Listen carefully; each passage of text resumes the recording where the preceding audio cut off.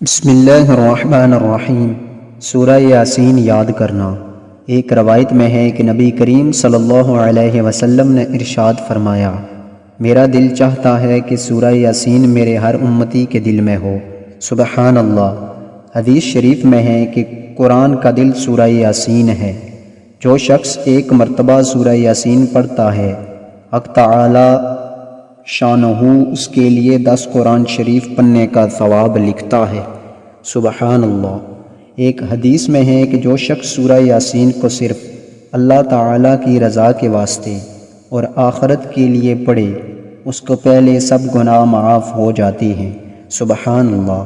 آپ دوستوں سے گزارش ہے کہ سورہ یاسین یاد کیجیے، اور دوسرے فضائل و برکات کے علاوہ رسول اللہ صلی اللہ علیہ وسلم کی خواہش بھی پوری ہو جائے گی۔ اللہ تعالی ہم سب کو عمل کی توفیق عطا فرمائے، آمین۔